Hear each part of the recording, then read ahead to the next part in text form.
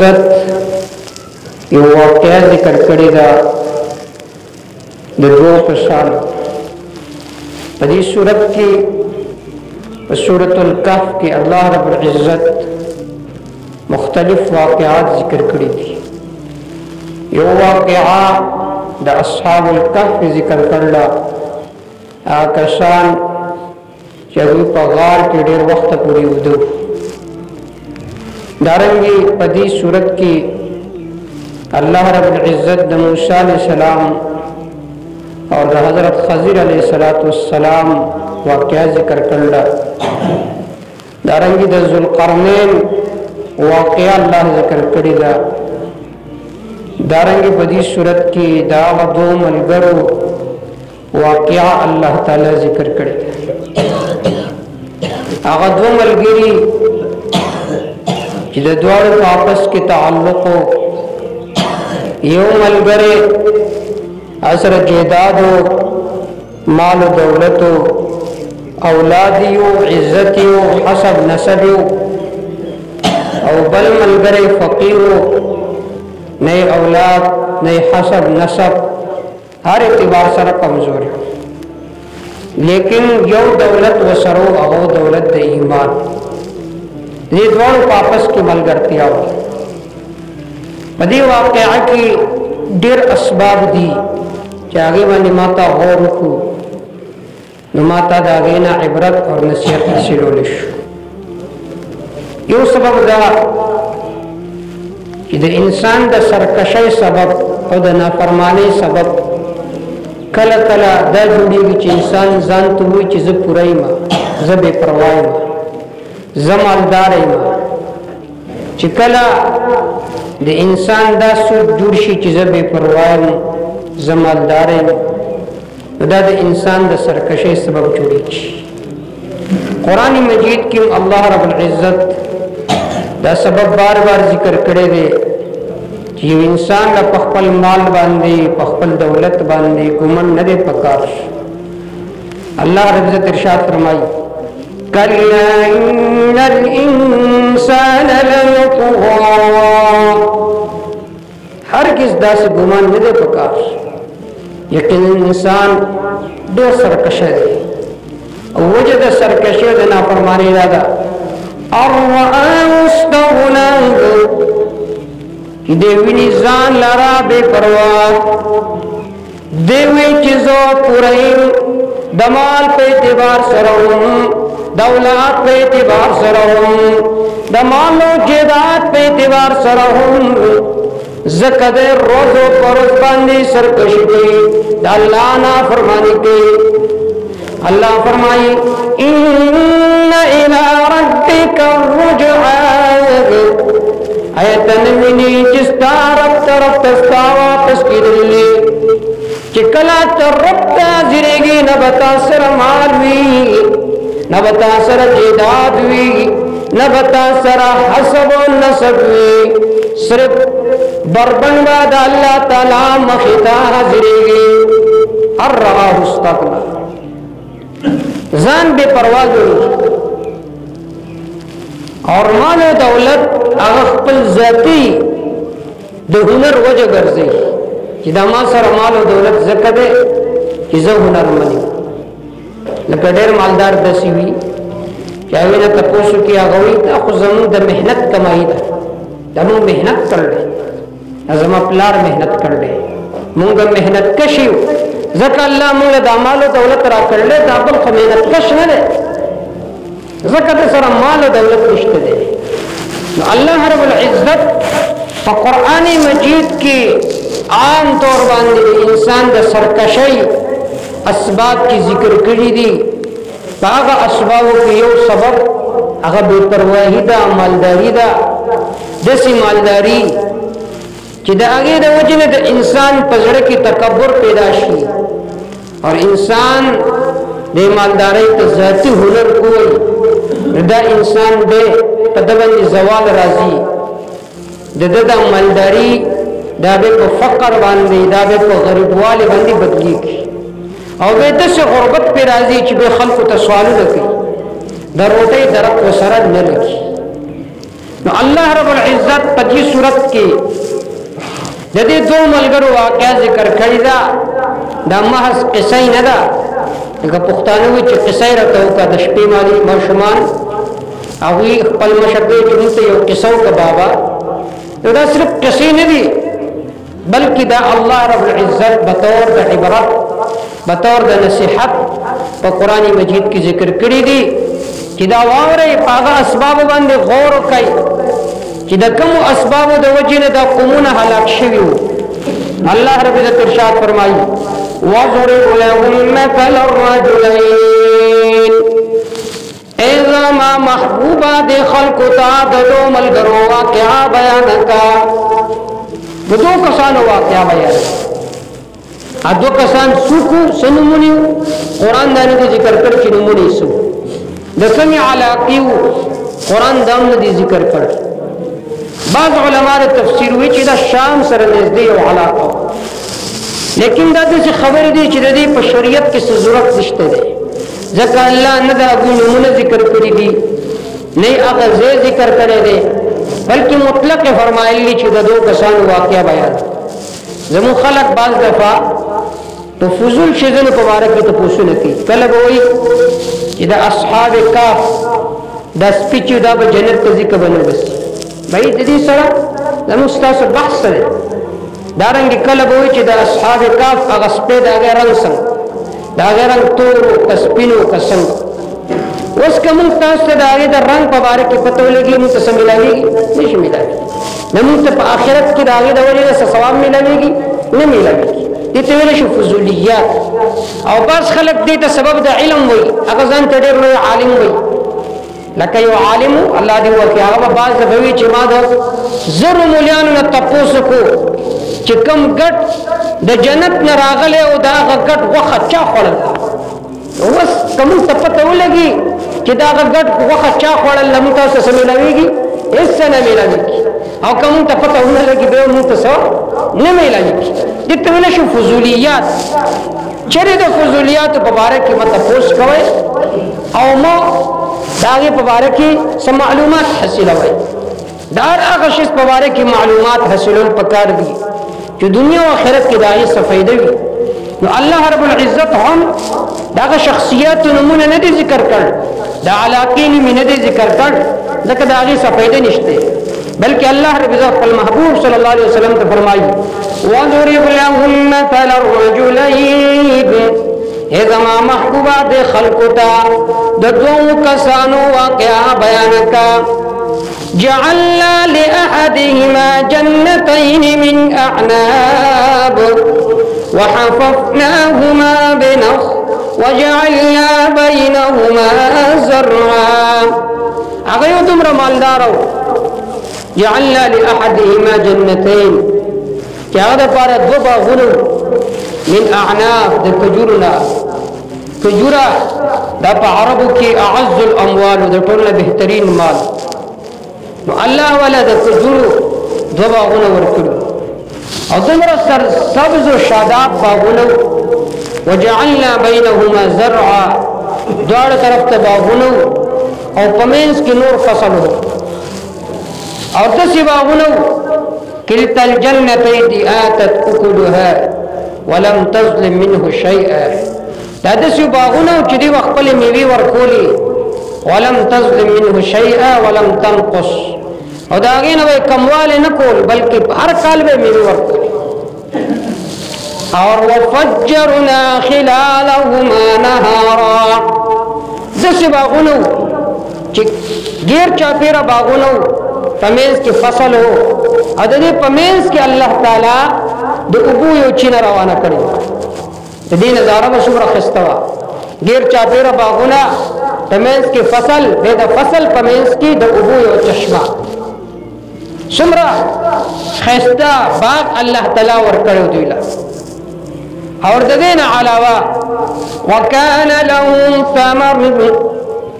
د دې نه علاوه د نورې میوې هم وي سمانه د دې باغونو نه علاوه نور باغونه هم دا دویم مطلب دا دی وکان له ثمر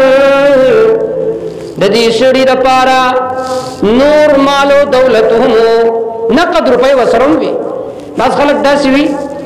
چې دا وی باغونه وغیرہ جیداد وی خو پیسې وسره نه نقد روپۍ وسره نه غریب کله دیو نه قرض کوي کړه دا بل نه قرض کوي تورته ته مالداري کروڑپتی اور جیدادونه دي هغه مړه مو سره صرف کوټي اوس مې کشته خو نقد روپۍ سره نشته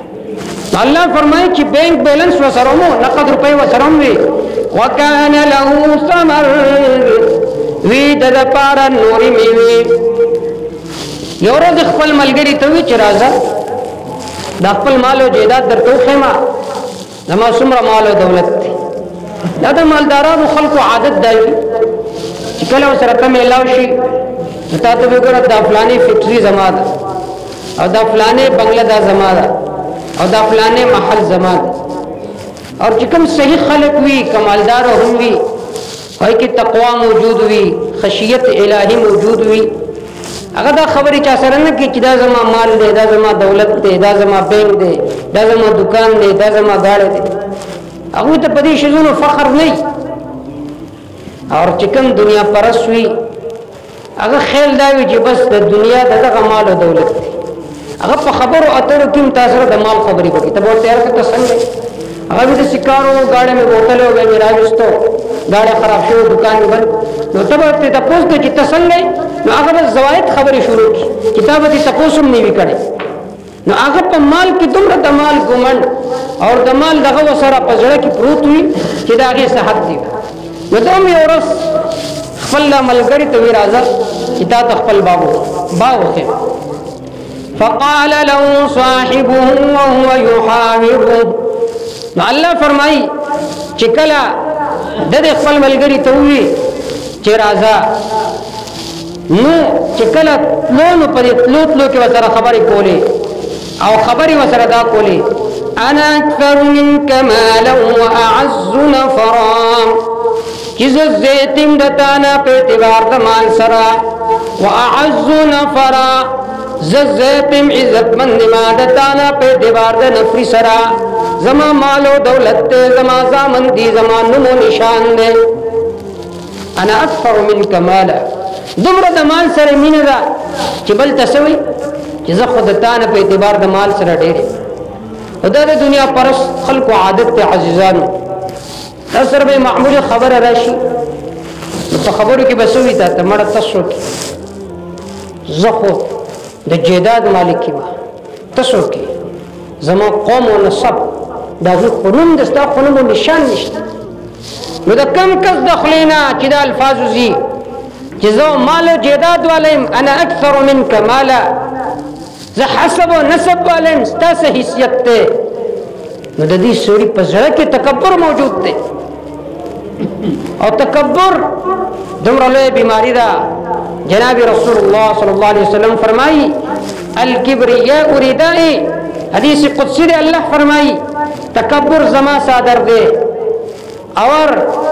سوک چی زما صادر زمان علی نازعته فی النار دا سڑے بزد جہنم خور کے گزر تکبر دا اللہ شان نشان دے دا اللہ صفت دے یو سڑے من گزار دے یو سڑے حاجی و تبلیغی دے دا دی باوجود ځان ته دیندار وای خو چې کله بل سره خبرې کېږي وایي چې زه د تانه د مال په اعتبار سره ډېرم د جیداد په اعتبار سره ډېرم په حسب او نسب په اعتبار سره ډېرم عزیزانو دا سړی دیندار نه دی دا سړی په سپینه جما کې منافق دی لکه دیندار هغه دی چې هغې کې عجز موجود دی دا صفت دا د کفارو دی دا د مؤمن نشي کېدی علامہ ابن کثیر رحم اللہ یو واقعہ نقل کری دا البدایہ والنہایہ کی کہ پجامع مسجد دمشق کی یو کسو ډیر خستو یو بل کس ورته وی ته ډیر خستې وی ته په ما باندې فخر کوي دا وړه خبره ده کله کله الله ما ته پس کیږي چې څومره خستې ته مورخین ذکر کوي چې کله دا خبر وکړو ډېړو کې کېدو چې د جسم په اعتبار سره دومره ډوکې شو تب وی لکه لنځکه هغه رشتہ داران راغلو او د پلستون کې واچو کورته عزیزانو دا تکبر انجام ده عجز الله تعالی ته پسند ده تسې استعمال سره ستا دولت سره په یو جړخ سره وستا هر څه ختم شي نو ولې خپل زړه کې عجز نه پیدا کوي او تکبر دا د کافر صفت ته ځکه هغه وي انا اکثر منک مالا واعز نفرا زدتان زیتن په اعتبار د مال سره واعز نفرا په اعتبار د نفر او جماعت سره ودخل جنته وهو ظالم لنفسه د خپل باغ ته داخل شو په سیال کې چې په خپل نفس باندې ظلم کوونکو ظلم دا چې تکبر کولا ظلم دا چې ځان غره غړو په بل باندې او سوي ما اظن ان تبيد هذه ابدا زما ګمان نه چې دا باغ وچري هلاک شي بس خلک داسې وي چې وي ما دومره ګټلې دي چې زما نو سو کړ وسو د پاره کړ وما اظن ان تبيد هذه ابدا زما د مال او دولت دا ختمېدو نه دي وما اظن الساعه قائما زګمان کوم په قیامت باندې د قائم کېدو چې قیامت به قائم شي ولا رددت الى ربي لاجدن خيرا منها منقلبا فبالفرض الله توافش مال به الله تعالی د دینه بهتر مالونه راکړي قیاس داو کو چې ګورا ته غریبی تاسو رسنشته دی مال الله تعالی مال او دولت را کړل دینه معلومه شو چې الله په ما باندې مین دی اخرت کې مال الله مال او دولت راکړي نو دا خبره خو صحیح ده چې الله ولا مال او دولت ورکړو لیکن دا دلیل د دې نه دی چې چاله الله په دنیا کې مال او دولت ورکړي الله په هغه باندې مین نه مال او دولت دا د مینی وجه نه ده دا د مینی وجه وي انبیاء علیهم السلام عظیم شخصیات لیکن هغه غربا تیر شوی دي غریبانان تیر شوی دي سلف الصالحین داوی په سیرت باندې موږ تاسو نظر کو ټول غریبانان نو دا سبب د فضیلت نه ده چې یو سړی ته په دنیا کې مال ملو شوی دی نو دی وی چې ځا الله تعالی ته خوخما او په دې زمانه کې ډېر خلک داسې وي چې یو غریب سړی نو دا نور دا مالدار غونډه کې شي دې غریب بارک وي دی الله تعالی په جندل دی زکه وسره روپې درک نه لکی دا ویو کنه موږ یو سړی اولاد نه وي دی الله تعالی په جندل دی یو سړی مال نه وي دی الله تعالی په جندل دی ځکه مال او دولت نشته دی او زه په الله باندې مېنی مزک الله تعالی مال را کړی دا ډېره بده خبره ده د الله په تقدیر باندې اعتراض دی اور اندیشه ده د کفر چې دا سړی کافر دی نو دی کافرونه وي چې کچرته زه واپس شوم نو الله تعالی و مال د دینوم بهتر مال راکړي نو دی بل ملګری ورته وي فقال له صاحبه وهو يحاوره اكفرت بالذي خلقك من تراب ثم من نطفه ثم سواك رجلا فقال له صاحبه دی ملګری ورته وي او يحاوره حال د اپس کی خبره طریقولې دای ورته وي کفرت بالذي خلقك من تراب ایت دا غزات نا شکر کوي چې ته پیدا کړې د خاورینا ثم من نطفه بيد یو غندو ساس کینا ثم سواك رجلا دې تعالی برابر انسان جو کړې دې خسته نصيحت ولو اور پدې کې ورته دا هغه اصلیت ورته خو دا چې انسان ست اصل سره الله تعالی ته پیدا کړي خلقک من تراب تخور نه پیدا کړي ځکه علما وایي چې انسان د خاور نه پیدای او په خاور کې ګرځي او خاور نه بځي کله کله قبرستان ته ځه مراقبه کوا کدا خاور نه پیدا خلقو خاور لاړ زممزه خاور سره ماته خاور کی زماستم وقت سره زماستا نمو نشان حضرت ابو ذر غفاری رضی اللہ تعالی عنہ ته وکسوي ایک کمینه انسان تډیر ذلیلای ابو ذر غفاری رضی اللہ تعالی عنہ ورته عجیب جمله ارشاد فرمایي کما تا تسوکوي مونږ له جواب ورکړو حضرت ورته فرمایل مخکی او کندر روانه ده کله دې کند نه زپار شم زما هیڅ پروا نشته چې تماته ذلیل وای او کچرته زدي کندي تکتار تاو شم وزد دین د نور کنزلون ډیر مستحق نو موږ تاسو ته یو عظیم زه کور راتون کې چې هغه ډیر د سخوالي کور نو د خاورې نه ما تا پیدا یو ما تعالی پکار دی چې هغه شانتي صفت ځان کې پیدا کو کوم چې خاورو کې ځان کې عجز پیدا کو ځان کې انکساری پیدا کو دی ورته ثم من نطفه بیت د الله د یو ګنده ساس کې نه پیدا کړ داسې ګنده ساس کې چې په دې کپړه باندې ولګي د دې وینځل لازمي دي کدی او نه وینځو مونږ سره نه کیږي زما ستا خلقت د څه نه شوی دی د هغه د منۍ ګنده قطرې نه زما ستا پیدایش شوی دی او ما ته دومره غرور او تکبر کیو چې د هغې مثال نشته ثم سواک رجلا دی الله تعالی د تا نه یو انسان جوړ کړی دی دا عقیده وساته لکنه هو الله ربي ولا اشرك بربي احدا زما رب الله دی الله سره څوک حصدار نه ګرځو ولولا إذ دخلت جنتك قلت ما شاء الله لا قوة إلا بالله إن ترني أنا أقل منك مالا وولدا اے دوستا چې کله باغ ته داخل شوی دا به دې ویلو چې دا هر څه الله را کړي دي هر څه الله را کړي دي او به ورته فرمایل چې ما سره مال او دولت نشته تا سره هر څه دي فعسى ربي أن يؤتيني خيرا من جنتك الله با مال د دې باغونه خسته باغونه راکې پرز د آخرت باندې ويرسل عليها حسبانا من السماء فتصبح صعيدا زلقا دلته ورته دعا وکړه چې دوی ما اظن الساعه قائمه قیامت نه قائميږي د قیامت د انکار وکړو نو الله په دې قادر دی چې ستا په دې باغ باندې د اسمان نه ګټي راوري فيصبح ماء زلقا بيدا باغ دس شي ته چې دا هموار میدان دی یا کمی وبچ دی هغه الله زمخ کې کده کته دند کې فلن تستطيع له طلبا به بتدا وبم نشرا کوله نو چې کله ورته دعا وکړه واحيط بثمره فاصبح يقلب كفيه على ما انفق فيها وهي خاويه على عروشها سار مالی چراتو چې سنکو هغه باغ نومو نشان نو هغه وخت کې ویلا سونه مروړل چې کاش ما د الله په لار کې خرج کړی وې کاش چې ما د الله تعالی سره څوک شریک نه وي ګرځولې الله فرمایي ولم تکن له فئة ينصرونه من دون الله وما كان منتصرا هغه وخت کې څوک جماعت نو چې دا مدد کړي وي دوی زما مال او دولت ته زما جیداد او حسب او نسب ته بیالته نه جیداد پکار راغې نه مال او دولت پکار راغې نه دو ذاتی طاقت پکار راغې